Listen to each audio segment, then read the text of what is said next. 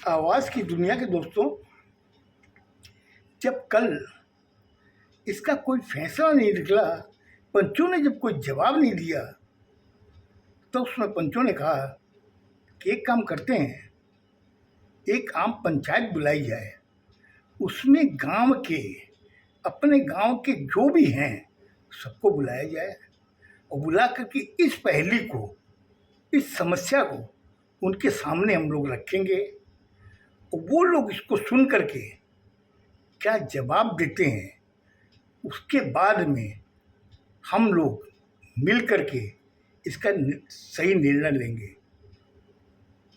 जाते समय उन्होंने उस 10 साल के लड़के को कहा कि देखो छुट्टन, जो तुम्हें ईश्वर ने आदेश दिया है दरभंगा आने का, तो तुम ईश्वर से पूछो कि इसका सॉल्यूशन क्या हो सकता है, क्योंकि हम लोगों के समझ से बाहर की चीज़ हो गई है। ये चीज़ें जो साथ में आए हुए थे भागलपुर से, उनके biological mother father plus Chhuttan के पिताजी और उसका बड़ा लड़का, सबों ने एक स्वर में कहा कि हाँ, आप अपने ईश्वर से पता लगाइए, पूछिए उनसे कि इसका बेस्ट सॉल्यूशन क्या हो सकता है। इतना करके वहाँ से वो निकल गए। निकलने के बाद में गांव के अंदर पंचों ने ऐलान करवाया कि आज दोपहर में 3 बजे आम पंचायत का आयोजन किया गया है, उसमें सभी को आमंत्रित किया गया है कि उस सब हमें एक बहुत ही विकट समस्या आके खड़ी हुई है हमारे इस गांव में, इसकी राय आप लोगों की बहुत ज़रूरी है, तो आप लोग सब पधारें। वो 3 बजे सारी पंचायत, पांचों बैठे, प्लस गांव के जो लोग थे, बड़े थे, छोटे थे, लेडीज थी, बुजुर्ग थे, सब वहाँ पहुँच गए। पंचायत का आयोजन किया गया। उस समय भागलपुर से आए हुए वो शख्स लोग, वो भी वहाँ बैठे। इधर में छुट्टन के पिताजी, छुट्टन की पत्नी, उसका बड़ा लड़का, मझला लड़का सुरेश और दिनेश, वो सब वहाँ थे। क्योंकि दिनेश और सुरेश ने जब बातें सारी सुनी तो वो भी अचंभित हो गए थे कि ये कैसे हो सकता है। अब वो वहाँ बैठ कर के सुन रहे थे कि आखिर क्या होना चाहिए। उस समय अनुभवी पंच ने खड़े होकर कहा कि देखो, इस गांव में एक बहुत विकट समस्या आ गई है, उसका निवारण आप लोगों के राय से लिया जाएगा। उससे सारी चीज़ें भरी पंचायत में सारी रखी।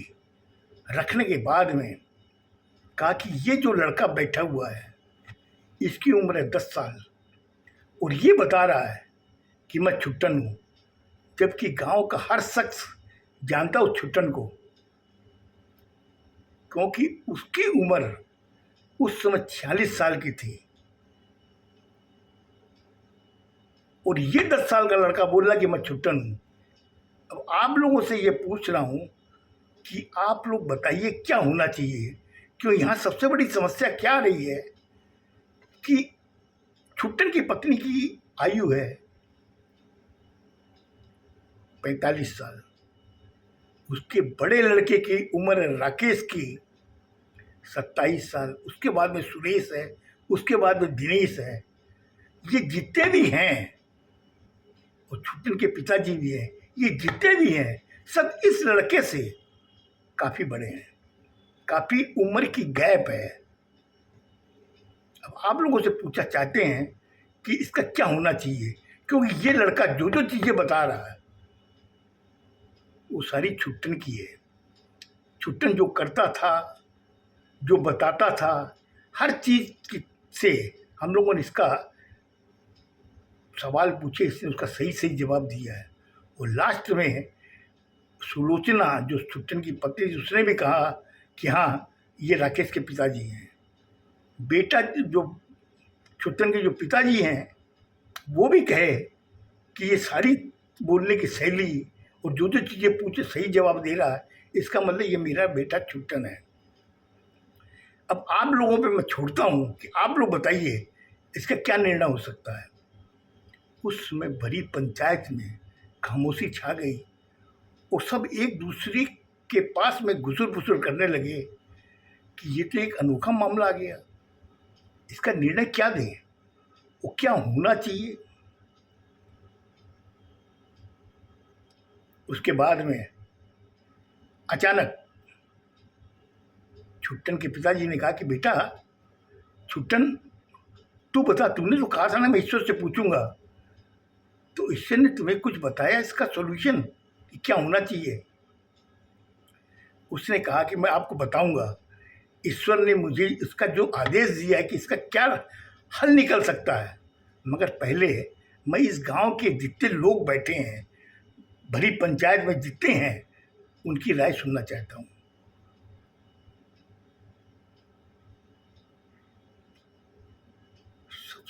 खामोशी छा गई और सब उस 10 साल के लड़के को देख रहे थे कि लड़के को हल मालूम है, लेकिन वहाँ जितने भी थे कोई भी इसका हल निकालने के लिए नहीं था। जबकि गांव के जो 5 पंच थे वो भी निरुत्तर थे, उनके पास में इस पहेली का कोई उत्तर नहीं था। काफी देर तक खामोशी छाई रही। उसके बाद में सबने एक स्वर में कहा, कम से कम उस समय गांव के जितने भी थे, बुजुर्ग थे, जवान थे, बच्चे थे, महिलाएं थी,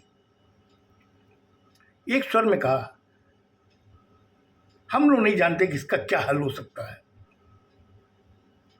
मगर इस लड़के ने जो कहा है और जो आप बता रहे हो कि ये छुट्टनी है, तो उसको भी नकारा नहीं जा सकता। हल निकालने का जिम्मा हमारे यहाँ के पंचों का है। अब पंच पे हम लोग ये बात डाल रहे हैं कि आप ही इसका निर्णय निकालो। हर शख्स को देख रहे थे कि उनके अंदर उठती हुई जो भावना थी, जो चेहरे पर नजर आती है, तो सबको स्टडी कर रहा था। करने के बाद में पांचों की नजर उस लड़के पे आ गई जो 10 साल का लड़का कह रहा था कि मैं छुट्टन हूं, उस पे आ गई।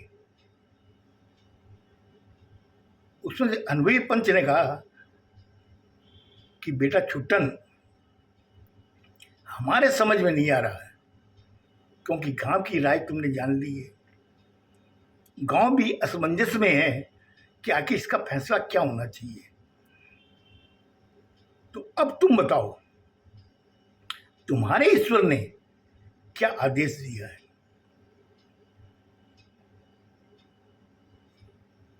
वो पंचों को देखता रहा। देखने के बाद में कहा कि आप लोगों ने जटिल समस्याओं का भी हल निकाला है। इस गांव में कोई भी अगर समस्या आई है, उसका हल आप लोगों ने निकाला है, लेकिन आज आप लोग इस पहेली का हल नहीं निकाल पा रहे हो। खैर कोई बात नहीं। फिर मैं पिताजी की तरफ उसने देखा, देख कहा कि पिताजी, आपके समझ में आता है कि मेरे को ईश्वर ने क्या आदेश दिया है। उसने नाद में सर गर्दन हिला दी, बोले नहीं बेटा, मैं नहीं जानता। फिर उसने सुलोचना की तरफ देखा, देखेगा सुलोचना, मैं तुम्हारा पति हूं और तुमने हर तरीके से मेरी परीक्षा ली है और मैंने उसका सही सही जवाब भी दिया है। तुम बता सकते हो तेरे पास में इसका क्या हल है। 10 साल के लड़के का इस तरीके से बोलना कि तेरे पास में क्या हल है, सब असंबित हो गए। उधर में जो भागलपुर से आए हुए थे, उनके साथ में बायोलॉजिकल मदर फादर और ताऊ जी और छोटा भाई, वो भी आश्चर्यचकित होकर उसको देख रहे थे। उसने कहा कि देखिए, मैं काफ़ी छोटा हूँ, आपके सबसे बड़ी समस्या तो यही है ना कि ये समाज मेरे जैसे 10 साल के लड़के को सुलोचना का पति एक्सेप्ट नहीं करेगा। सब लोगों ने कहा हाँ ये कैसे हो सकता है, काफ़ी गैपिंग है एज में, तुम 10 साल की हो, तुम्हारी पत्नी है 45 साल की, जबकि तुम्हारा सबसे बड़ा लड़का है उसकी उम्र है 27 साल की, तुम उससे भी 7 साल छोटे हो, तो तुम्हें कैसे एक्सेप्ट कर सकता है समाज। उसने कहा इसी का तो मैं जवाब दे रहा हूँ ना आप लोगों को, आप लोग मान, इसका मतलब कोई इस पहली का हल नहीं है। बोले नहीं है, तुम बताओ। सारा एक आवाज में पूरे गांव लोगों ने कहा कि वाकई हम लोग पास में कोई हल नहीं है। तुम्हें ईश्वर ने क्या आदेश दिया है? ईश्वर ने जब तुम्हें बताया कि दरभंगा में तुम्हारा परिवार है और तुम यहाँ आ गए, और ईश्वर ने अब तुमको जो आदेश दिया इसका सोल्यूशन क्या है इस पहली का, तो बताओ। हम लोग बहुत इच्छुक हैं सुनने के लिए कि ये एक अनोखी पहली है जिसका सोल्यूशन तुम्हारे ईश्वर द्वारा दिया जाएगा, हम लोग सुनेंगे। अब वो उसमें यहाँ बैठा हुआ था चारपाई पे, वहाँ से खड़ा होकर सबको उसने नमस्कार किया और अपने पिताजी के पैर छुए और लड़के को उसने गले लगाया, जबकि लड़के की हाइट थी 5.5 फुट और इसकी हाइट थी 4.5 फुट, लेकिन फिर भी उसने बड़े वाले को गले लगाया, फिर सुरेश को लगाया, फिर दिनेश को लगाया, फिर अपनी पत्नी को कहा कि मैं तुम्हें ये नहीं कहूँगा कि तुम मेरे पैर छू, क्योंकि ये हम जिस समाज में रहते हैं उसमें बड़ा छोटे के पैर नहीं छूते हैं। इसलिए मैं तुम्हें ये कुछ नहीं कहूँगा सुलोचना, लेकिन मेरे ईश्वर ने जो आदेश दिया है वो सुनो। ईश्वर ने मुझे कहा कि ठीक है, मेरा जो जन्म है ये 10 साल पहले पुनर्जन्म हुआ था छुट्टन का।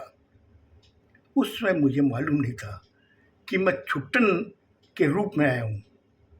मैं भागलपुर में था, अचानक जो मेरे बुखार हुई और मेरे वो चीज़ें ईश्वर द्वारा बताई गई कि तुम्हारा परिवार दरभंगा में है, मैं इनको बोल करके यहाँ ले करके आया, ये सब ईश्वर का आदेश था। लेकिन ईश्वर ने मुझे एक बात कही है कि देखो तुम्हारा ये दूसरा जन्म है और तुम्हें जिस जगह तुमने जन्म दिया है तुम्हें वापस वहीं जाना पड़ेगा, वही तुम्हारे असली माँ बाप हैं।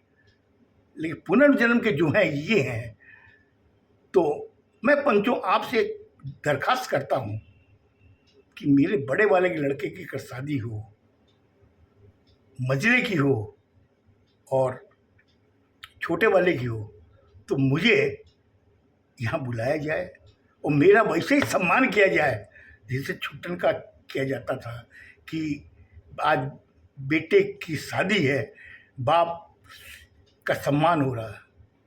वैसे ही मैं पिताजी आपसे भी दरखास्त करूँगा कि आप मुझे वही सम्मान देंगे। मेरे ईश्वर का ये आदेश है। और पत्नी से मैं कभी नहीं कहूँगा कि तुम मेरे बगल में आके बैठो, मैं दूर खड़ा। जो कार्यक्रम करोगे तुम लोग करना, लेकिन तुम विधवा होगे नहीं, तो स्वागन बन के काम करना। अगर इस चीज़ को आप लोग एक्सेप्ट करते हो पंच, तो मैं भागलपुर चला जाऊँगा। पंचों ने जब उसकी बात सुनी, बोली ये ईश्वर का आदेश है। बोला हाँ, क्योंकि मेरा पुनर्जन्म हुआ है और मैं जब अपनी पत्नी को मैंने देख लिया वो विधवा के रूप में, तो मैं ये आपसे कहता हूँ कि मेरे बेटे की अगर शादी हो तीनों की, तो ये विधवा के रूप में नहीं, ये स्वागन के रूप में बहू को घर में लाए। आज से ये विधवा का रूप धारण नहीं करेगी। ये ठीक है सिंदूर न लगावे मगर मंगलसूत्र जरूर पहनेगी, गांव को न दिखावे, अंदर पहनेगी जरूर, क्योंकि उसका पति पुनर्जन्म उसका हुआ है। और जब ये चीज़ जब मुझे दिखेगा, ईश्वर जब मुझे आदेश देगा कि वाकई वही हो रहा है, मैं वापस चला जाऊंगा अपने वहाँ पर। जहाँ ईश्वर ने मुझे भेजा था मैं वापस ईश्वर के पास चला जाऊँगा। और मैं जो इस जन्म में जो मैंने जो जन्म लिया है मैं उसी तरीके से रहूँगा। ये आप लोग मानते हो? पंचू ने जब उसकी सारी बातें सुनी, सुनने के बाद उसने कहा कि छुट्टन, तुमने जो चीज़ें बताई है ये समाज एक्सेप्ट नहीं करेगा, लेकिन फिर भी हम तुम्हें ये वादा करते हैं कि तुमने जो जो कहा है वो चीज़ होगी। तेरे बेटे की शादी होगी उस समय भी ये स्वागन की तरह रहेगी, और तेरे तीनों बच्चों की शादी होगी तब भी स्वागन की तरह रहेगी। ठीक है, तुमने कहा कि मांग में सिंदूर मत भरना, नहीं भरेगी। मंगलसूत्र ये पहनेगी लेकिन गांव को दिखाने के लिए नहीं, ये अंदर कपड़े में रखेगी उसको। हम तुम्हें वादा करते हैं छुट्टन, तुम आराम से जाओ भागलपुर, और इसका ख्याल, इस गांव का जो पंच है हम लोग ख्याल रखेंगे। तुमसे निवेदन है कि तुम अपने जीवन में जाओ और ये इनको अपने जीवन में जीने दो। इतना कहने के बाद में पंचों ने कहा कि आज की ये आम पंचायत बर्खास्त हो गई है, आप लोग सब लोग जाओ। और इधर में छुट्टन के पिताजी को पंचों ने कहा कि देखिए, ईश्वर ने इसको क्या आदेश दिया है, उस आदेश का पालन आपको करना, क्योंकि आप घर के मुखिया हो। वो बहू को ऐसी रखना जैसे बेटी आपके घर में, और इसको सब चीज़ की आज़ादी देना, क्योंकि छुट्टन की इच्छा है और ईश्वर की भी इच्छा है। इतना कहकर वो सब विदा हो गए। इस तरीके से इस कहानी का सॉल्यूशन निकला। अब मुझे बताइएगा आपको कि ये कैसी लगी। अगर अच्छी लगी है तो मुझे कमेंट जरूर कीजिएगा, अगर अच्छी न लगी हो तो भी कमेंट्स कीजिए ना, मुझे अच्छा लगेगा। कम से कम कोई तो क्रिटिसाइज कर रहा है मेरी इस कहानी का। खुश रहो, स्वस्थ रहो, धन्यवाद।